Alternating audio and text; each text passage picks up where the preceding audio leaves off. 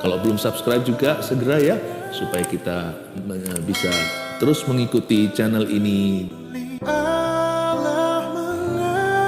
Langsung buka Alkitab bersama dengan saya. Hari ini judulnya Jika Ingin Diberkati.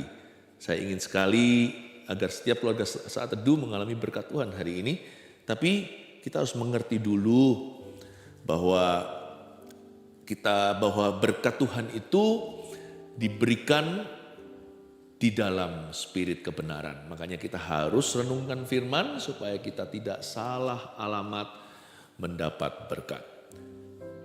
Yohanes pasal 10, gembala yang baik, ayat 1 sampai 10 saya bacakan dulu. Aku berkata kepadamu, sesungguhnya siapa yang masuk ke dalam kandang domba dengan tidak melalui pintu tetapi dengan memanjat tembok, ia adalah seorang pencuri dan seorang perampok. Tetapi siapa yang masuk melalui pintu, ia adalah gembala domba. Untuk dia penjaga membuka pintu dan domba-domba mendengarkan suaranya. Dan ia memanggil domba-dombanya masing-masing menurut namanya dan menuntunnya keluar. Jika semua dombanya telah dibawanya keluar, ia berjalan di depan mereka. Dan domba-domba itu mengikuti dia karena mereka mengenal suaranya. Tapi orang asing pasti tidak mereka ikuti, malah mereka lari daripadanya. Karena suara orang-orang asing tidak mereka kenal. Itulah yang dikatakan Yesus dalam perumpamaan kepada mereka.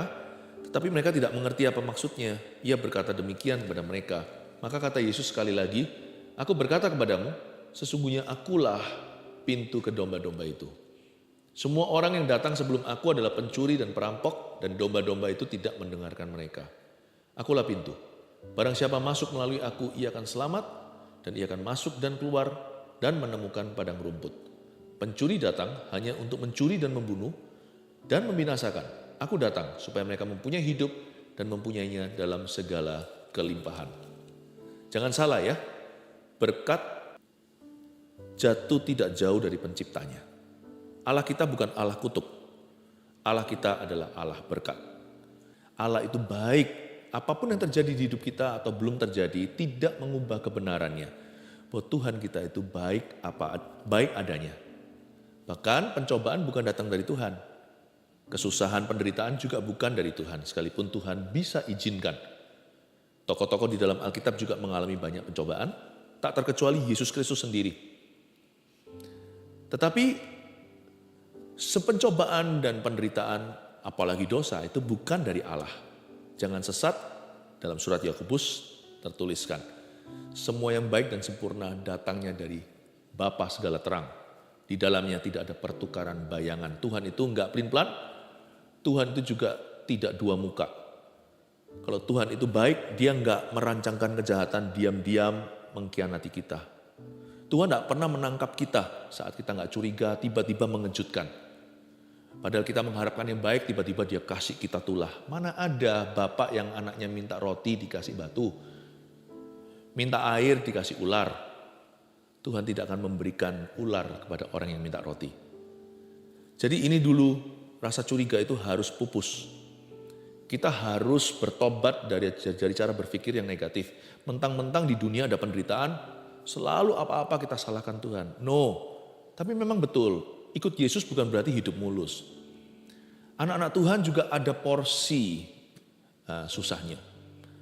Tapi izinkan saya mengatakan bahwa itu tidak ada hubungan dengan kutukan.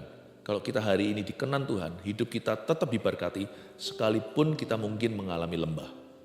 Jika ingin diberkati, perhatikan ini, kita jangan jauh dari pencipta kita. Karena buah gak jatuh jauh dari pohonnya.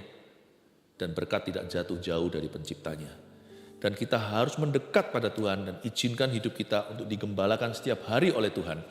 Aku berkata kepadamu ayat 1, sesungguhnya siapa yang masuk ke dalam kandang domba dengan tidak melalui pintu tetapi dengan memanjat tembok adalah seorang pencuri dan seorang perampok. Ayat pertama dulu, saya tunjukkan satu rambu. Bayangkan ada satu rambu lingkaran di depan, ada tulisan entry atau masuk, lalu ada silang, dilarang masuk. Atau yang seperti biasanya warnanya putih, lalu ada strip merahnya. Tidak boleh masuk ke sini. Siapa bilang orang yang di luar Yesus tidak bisa berhasil? Siapa bilang pula orang ikut Yesus pasti kaya? Enggak. Anak Tuhan juga bisa jatuh sakit. Orang-orang yang menentang Tuhan juga bisa sehat. Coba saya jelaskan dulu, berkat itu bukan apa. Berkat itu dinilai pertama-tama dari sumbernya. Kalau saya bisa kaya, tapi dengan cara yang tidak halal, saya nggak mau. Kalau saya bisa sehat, tapi pakai cara-cara yang mendukakan hati roh Allah, saya juga tidak mau. Makanya itu di ayat 1 dikatakan, sebelum kita mengenali pintu sebenarnya, coba kita waspada dulu dengan apa yang bukan pintu. Apa yang bukan pintu sesungguhnya. Semua yang melalui pintu ini, yang dengan memanjat tembok tidak melalui pintu adalah pencuri dan perampok. Jangan salah sumbernya. Jangan salah sumbernya. Jangan cari kekayaan dengan segala cara yang diharamkan oleh Tuhan. Tetap juga ada loh, kuasa gelap juga bisa memberikan hal-hal itu kepada kita. Jangan lupa pada waktu Yesus digoda di padang gurun 40 hari 40 malam, salah satu pencobaan itu setan berkata, kalau kamu mau tunduk sama aku, sujud menyembah, atau bahkan hanya sekedar mengangguk kepala aja, aku sudah puas, kata setan kepada Tuhan. Akan kuberikan semua kekayaan dunia ini kepadamu. Akan kuberikan semua glamornya, sebuah glory kemuliaan duniawi kepadamu sesaat. Menurut saya setan tidak menawarkan sesuatu yang kosong atau hampa. Dia memang punya ability. Meskipun kemampuannya dibatasi. Setan itu masih tinggal di bumi. Tuhan Yesus belum datang kedua kali. Dia masih disebut sebagai penghulu dunia gelap. Dia juga disebut sebagai roh-roh jahat di udara. Dia disebut sebagai kuasa kegelapan, berarti dia punya limited power atau punya kuasa atas diri orang-orang yang berdosa, atas hati yang menentang Tuhan. Setan juga bisa memberikan yang namanya pesugihan. Tidak semua kekayaan itu adalah harta sebagai berkat dari Allah, susah payah tidak menambahinya. No, kalau Anda bisa mendapatkan kekayaan, tetapi dengan cara menyangkali Tuhan, apalagi menjual Tuhan demi supaya karirnya mengalami promosi, jangan tempuh jalan itu. Sebab itu adalah jalan yang tidak melalui pintu, melainkan memanjat tembok. Dan di sana penuh dengan pencuri dan perampok. Jangan jual nyawamu, jangan jual jiwamu kepada setan. Untuk apa? Seperti beberapa selebriti di dunia yang terkenal menjual jiwanya kepada iblis supaya tenar. Jangan lakukan itu. Tidak semua yang kelihatannya bagus itu semuanya dari Tuhan Yesus. Jangan halalkan segala cara. Jangan salah masuk pintu. Jangan lompat tembok. Jangan ketemu pencuri dan perampok. Jangan salah sumbernya. Ada rambu tersebut, jangan masuk. Do not enter. Mendingan saya miskin. Mendingan saya kelaparan. Mendingan saya seperti Lazarus yang mengemis di pintu orang kaya itu. Asal saya punya Yesus. Daripada saya kaya raya, seperti juga dalam perumpamaan yang sama, tapi akhirnya masuk ke dalam neraka. Dan mohon-mohon sama Bapak Abraham, agar menyuruh Lazarus mencelupkan jari kecilnya ke dalam air dan meneteskan ke mulutnya yang dahaga. Tetapi kabar baiknya, kita tidak harus terpuruk. Karena Tuhan pasti akan memelihara. Yang saya maksudkan bukan hanya harta dunia, tapi segala aspek hidup kita itu serahkan ke Tuhan. Tuhan Yesus adalah gembala kita, maka tak akan kekurangan kita. Tuhan pasti akan memimpin kita ke jalan yang benar dan menuntun kita agar kita menemukan air yang tenang. Tetapi siapa yang masuk melalui pintu, ia adalah gembala domba. Christ is the right door. Yesus Kristus adalah pintu itu. Yesus Kristus adalah sumbernya. Meskipun saya berani atau saya mendingan miskin kelaparan asal saya tetap sama Tuhan, tapi saya percaya Tuhan tidak akan membiarkan saya kelaparan. Karena ada firman berkata, orang benar sekali-kali tidak pernah aku melihatnya ditinggalkan oleh Allah. Dan keturunannya minta roti di jalanan. No, I'm ready to go all the way. Saya siap untuk pergi. Saya menempuh apapun juga asal saya dengan Tuhan. Daripada dibuat enak tapi dengan setan. Buat apa kehilangan nyawa kita? Buat apa kita demi memperoleh dunia kehilangan jiwa kita? Namun demikian Tuhan tidak akan pernah membiarkan kita. Tuhan tidak pernah meninggalkan kita. Tapi siapa yang masuk melalui pintu, inilah pintu yang sah. Dia adalah gembala domba. Kristus adalah sumbernya. Yang dari Tuhan pokoknya saya mau. Pengkhotbah katakan, jangan maunya yang baik melulu. Nanti kalau Tuhan izinkan ada suatu kesulitan, kita ngamuk sama Tuhan, kita tinggalkan Tuhan. Seolah-olah sama Tuhan itu kontrakan. No. Sama Tuhan nggak kontrakan. Kita ini sudah dibeli lunas. Jadi kemanakah aku dapat pergi? Kita itu harus tahu bahwa sama Yesus itu jangan hanya mau terima yang baik. Pengkhotbah katakan, masa kita hanya mau terima yang baik dari Tuhan? Bukan yang buruk menurut kita. Harusnya kita mau terima apa aja. Pokoknya asal sumbernya Yesus, saya mau terima apa aja. Beneran. Saya ngomong gini bukan menantang Tuhan. Semoga gak dapat masalah. Tapi saya gak khawatir kok, saya gak curiga Tuhan kasih saya masalah. Kalau Tuhan izinkan ya itu memang fakta lapangan. Itu memang namanya realita kehidupan. Asal Tuhan beserta ya kan. Saya sama Tuhan gak mau negatif thinking. Supaya hidupku itu tenang dan aman di dalam. Luar boleh bergejolak, asal di dalam saya damai sejahtera sama Allah. Sama Tuhan saya tidak mau taruh rasa curiga. Pokoknya kalau dari Yesus ya, saya mau. Yang baik atau yang tidak baik menurut saya asal dari Tuhan ya, saya gak keberatan. Jadi jangan halalkan segala cara. Jangan kejar berkat. Kejarlah Tuhan. Berkat itu ada. Jika ingin diberkati, jangan jauh dari gembala. Siapa yang masuk melalui pintu, yaitu pintu yang sah, ia adalah gembala domba. Yesus sumbernya. Pokoknya dalam hidupku ya, Yesus kau sumberku. Apapun itu Yesus sumberku. Kalau saya lagi diterpa dengan problema, saya menoleh ke Tuhan. Ini kiasan. Saya tanya sama Tuhan, Tuhan kau izinkan kalau Tuhan mengangguk kepala? Ya. Di dalam hati saya ada damai sejahtera bahwa Tuhan itu tahu apa yang dia perbuat atas hidupku. Tenang saya. Asal Tuhan yang bertanggung jawab atas hidupku, mau saya susah saya jalani. Gak apa-apa. Karena ia adalah gembala domba. Dan kalau kita masuk melalui pintu yang sah, gak pernah salah. Kalau saya dibawa arus bawah, itu sementara. Itu pasti Tuhan mau menjadikan ujian terbesarku menjadi kesaksian terbesarku pula. Untuk dia, penjaga membuka pintu dan domba-domba mendengarkan suaranya. Dan ia memanggil domba-dombanya masing-masing menurut namanya dan menuntunnya keluar. Ini dia, asal Tuhan yang pegang kendali ya, penjaga pasti akan buka pintu. Karena domba dengarkan suaranya. Asal Tuhan yang pimpin saya, pintu yang benar pasti terbuka dalam hidup saya. Sama Tuhan, pintu yang benar akan terbuka di hidup kita. Pintu yang salah sekalipun kelihatan nampaknya benar. Oh ini bagus. Seperti Lot waktu melihat Sodom dan Gomora. Wah permai ini. Wah sangat-sangat apa? Pemandangannya indah, sangat subur. Siapa sangka ternyata sarang setan di sana. Apa yang nampak baik pun kalau ternyata tidak baik atau tidak benar menurut Tuhan,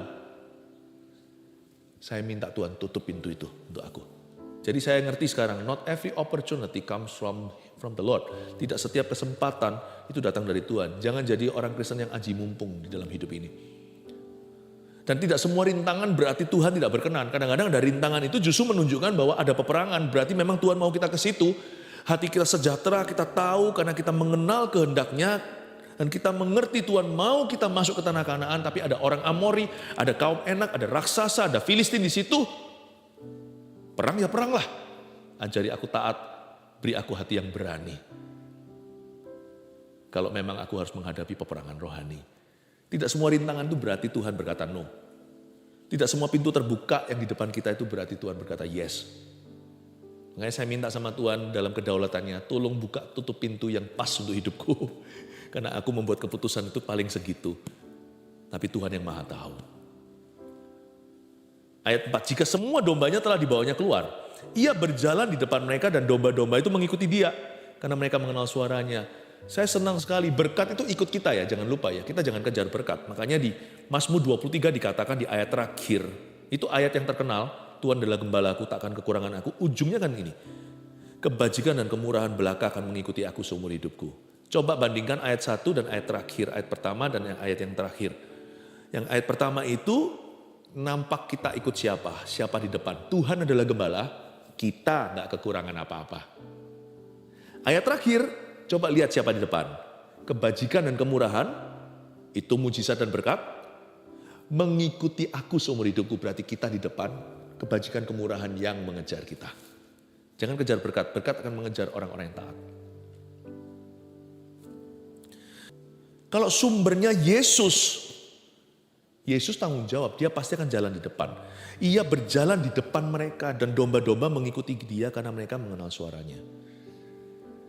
Asal Tuhan yang pimpin hidupku, bukan hanya pintu yang pas terbuka dalam hidup saya nggak perlu rencanakan segala perkara. Saya rencanakan semaksimal apa yang saya bisa, supaya menunjukkan rasa tanggung jawab saya. Tetapi hidup itu tahu nggak, gagal berhasilnya sebagian besar itu bukan di tangan kita yang merencanakan, ada faktor Tuhan di dalamnya. Asal saya dekat sama Tuhan, saya kenali sumbernya, dia pasti akan berjalan di depan saya. Bukan hanya 100-200 meter di depan, bisa-bisa kilometeran di depan saya. Dia sudah berjalan. Saya tidak takut akan hari esok, sebab dia hidup, ada hari esok. Ku tahu siapa yang pegang hari depanku. Tetapi seorang asing pasti tidak mereka ikuti ayat 5. Oh, orang asing nih mulai masuk dalam cerita. Malah mereka lari daripadanya. Siapa orang asing? Karena suara orang-orang asing tidak mereka kenal, garis bawahi, suara orang-orang asing. Ada beberapa suara orang-orang asing di sini yang saya, dalam pengertian saya. Suara orang asing yang pertama di sini adalah suara iblis tentunya. Jangan diikuti suara setan. Suara setan yang vulgar seperti ada orang yang sakit jiwa, pembunuh-pembunuh berseri, yang mendengar suara untuk melakukan kekejaman, itu juga setan. Manusia katakan itu adalah penyakit jiwa, tapi firman Tuhan membuka satu dimensi yang lainnya, membuat kita sadar bahwa ada kuasa kegelapan. Suara iblis jangan didengar, suara godaan, ayo buka itu. Kalau ada setan lewat. Selain itu suara orang-orang asing juga suara dunia. Dunia ini semakin tidak bersahabat. Tidak bersahabat sama orang yang mau taat sama Tuhan. Suara dunia itu adalah suara asing yang harus kita lari daripadanya. Gak usah sok jago lah kalau bisa kita koreksi orang tertentu, tapi paling perlu kita jaga hati. Suara iblis, mereka itu lari daripadanya. Ayat 5 katakan, karena suara orang-orang asing itu tidak mereka kenal, tidak dikenal oleh domba. Ada satu lagi suara orang-orang asing di sini yang tidak asing bagi kita. Mau tahu siapa? Suara diri sendiri. Doa atau tidur? Loh, kalau tidur, kalau waktunya tidur jangan doa. Tapi kalau misalkan waktunya doa, kita kepingin melakukan sesuatu itu bukan setan, bukan dunia, kita sendirian, tapi keinginan. Aduh, kepingin ini itu. Suara orang asing lainnya yang harus kita hati-hati, jangan tunduk kepadanya, jangan tunduk pada dirimu sendiri. Tunduklah pada Kristus, lawanlah iblis. Baru mempan, ia akan lari daripadamu. Karena pikiran manusia itu jahat. Kalau kita mengikuti suara kita sendiri, nanti kita menjadi self-pleaser, menjadi orang yang menyenangkan dirinya sendiri. Nanti jauh dari Tuhan. Suara orang asing yang tidak mereka kenal, suara kita. Dia harus makin bertambah, ku harus makin berkurang. Nama Yesus saja disembah. Itu dia. Dia harus makin bertambah, ku harus makin berkurang. Itulah yang dikatakan Yesus dalam perumpamaan kepada mereka. Tapi mereka nggak mengerti apa maksudnya. Ia berkata demikian pada mereka. Semoga penjelasan saya so far sejauh ini membuat Anda lebih mengerti daripada murid Yesus saat itu. Anda diberikan pencerahan, maksud Tuhan apa. Maka kata Yesus sekali lagi, aku berkata kepadamu sesungguhnya akulah pintu ke domba-domba itu. Akulah pintu itu dalam artinya. Akulah pintu itu berarti masuklah, come in. Masuklah, bukan hanya itu nanti saya jelaskan. Bahkan keluarlah, bukan keluar dari hadirat Allah. Tapi tempat kita meluncur ke pekerjaan, pelayanan atau apa, itu harusnya ruang doa kita. Harusnya hadirat Allah. Kalau enggak keluar dari pintu itu, Anda tidak menemukan padang rumput hijau dan air tenang. Percayalah. Siapa mengandalkan kekuatan dan koneksi dan kepandaiannya, bahkan uang atau apapun atau posisi kedudukannya, lihat nanti ya. Keapesan yang enggak perlu yang terjadi dalam hidupmu.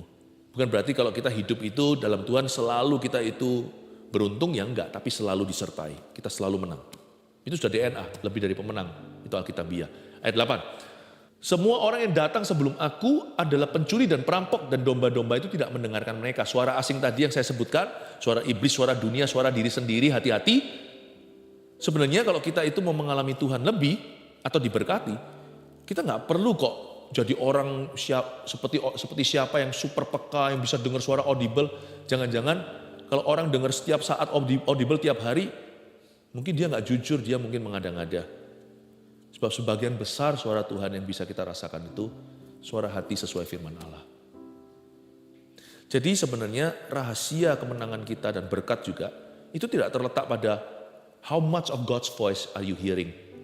Tapi seberapa jelas atau seberapa banyaknya, seberapa besarnya suara Allah yang Anda dengarkan.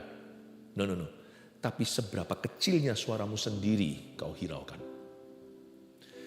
Semua orang yang datang sebelum aku adalah pencuri dan perampok, domba-domba tidak mendengarkan mereka. Kalau kita mau mendengar suara Allah lebih jelas, berhenti dengarkan suaramu sendiri. Kalau kita mau mendengarkan suara Kristus lebih jelas lagi, berhenti dengarkan suara dunia di sekelilingmu. Kecuali penasihat-penasihat yang Tuhan utus orang Majus, yang mengingatkan Anda kan firman. Roh Kudus pakai mereka untuk meneguhkan firman yang sudah ada di dalam Alkitab ini. Kalau Anda dan saya mau mendengarkan suara Allah lebih nyata, kita mesti berhenti mendengarkan suara iblis dan meresponinya. Karena semua itu pencuri perampok sebelum aku dan domba tidak mendengarkan mereka. Dengan tidak mendengarkan mereka, mereka bisa mendengarkan Yesus lebih jelas. Akulah pintu, barang siapa masuk melalui aku, ia akan selamat. Dan ia akan masuk dan keluar dan menemukan padang rumput luar biasa. Ini yang saya maksudkan tadi. Semua berkat ini tersedia bagi orang-orang yang diberkati Tuhan. Lihat ya, pertama ia akan selamat.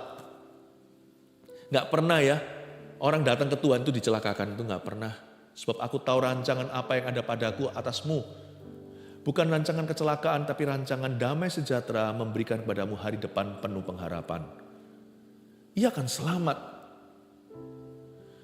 Lalu ia akan masuk. Coba itu.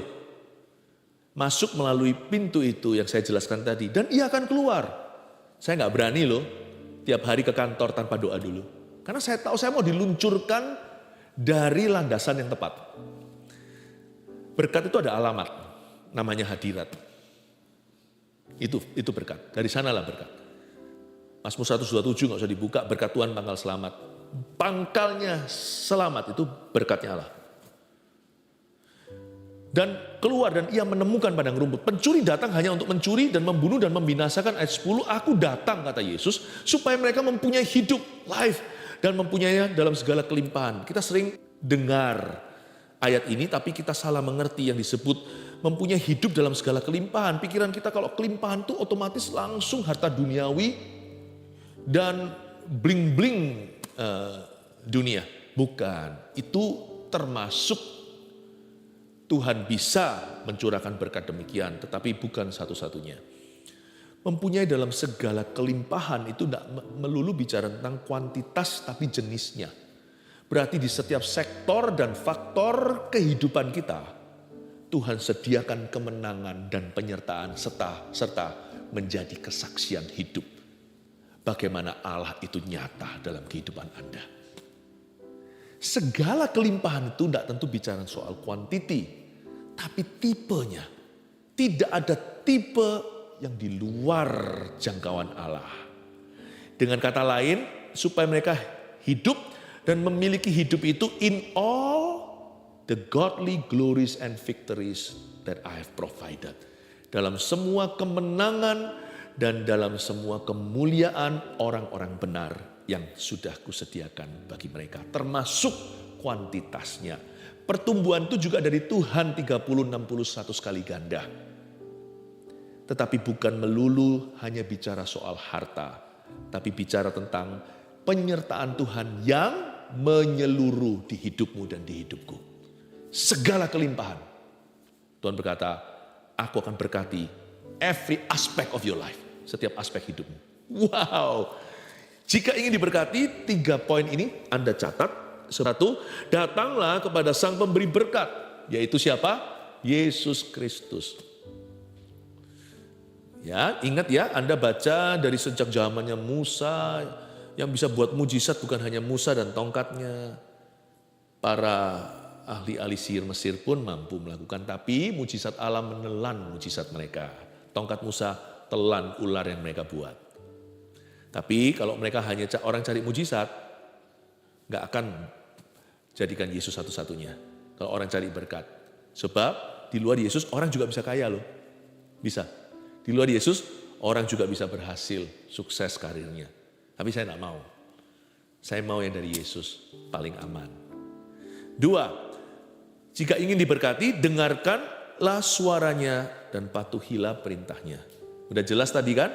Mereka mendengar suaranya, bukan dengar suara orang asing. Itulah ingredientnya, itulah bahan dasarnya berkat-berkat itu sendiri. Tapi berkat itu nggak harus ada wujudnya sih sebenarnya. Hidup yang taat pada suara Tuhan, hidup yang taat pada perintahnya sendiri adalah sebuah berkat atau sebuah berkat tersendiri.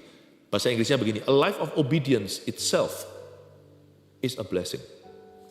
Saya nggak usah diberkati kok kalau untuk saya mau taat sama Tuhan. Emangnya Tuhan hutang apa sama saya? Bukannya sepatutnya saya balas budi, saya ini diselamatkan cuma-cuma nggak jadi masuk neraka. Kalau saya bayar sama Tuhan seumur hidup saya taat saja, itu masih nggak cukup untuk masuk ke sorga. Jadi hidup taat sama Tuhan aja itu berkat. Nggak perlu saya diberkati gara-gara taat. Nggak perlu saya diiming-imingi, nggak perlu saya diberikan sesuatu, nggak perlu diberi imbalan, nggak perlu dikasih upah, nggak perlu dikasih balasan. Sungguh nggak perlu kebajikan kemurahan. Mau menderita seumur hidupku pun saya harus taat. Apa saya punya pilihan? Atau mending masuk neraka? Ya nggak mau. Namaku tertulis dalam kitab kehidupan, janganlah bersuka cita karena berkat dan mujizatnya, tapi karena namamu tertulis dalam kitab anak domba. Tapi jika ingin diberkati memang betul. Nomor 2 ini jangan diabaikan. Dengarkanlah suaranya. Dengar suara setan musibah. Patuhilah perintahnya. Coba nuruti keinginan sendiri nanti membunuh. Nanti gegabah, nanti emosi, nanti berzina. Terakhir 3. Jika ingin diberkati, ini hati-hati ya. Lawanlah iblis dan segala tipu muslihatnya. Memang ada spiritual warfare soalnya. Itu sudah fakta. Tidak bisa dihindari. Peperangan rohani pasti terjadi dalam kehidupan orang-orang yang mau taat sama Tuhan. Pasti. Iblis pasti akan menentangmu. Makanya itu hati-hati, larilah dari suara-suara itu, dan pencuri, perampok tadi yang disebut tadi, kalahkan setan dan tipu muslihatnya. Berkat itu datang sendiri, kebajikan kemurahan akan mengejarmu. Saya percaya ketika orang kuat itu diikat, rumahnya menjadi jarahan dalam kehidupan Anda. Dan berkat orang fasik akan dipindahkan kepada orang benar. Berkat dari bangsa-bangsa, dari seberang lautan, akan dipindahkan ke dalam kehidupan umat pilihannya.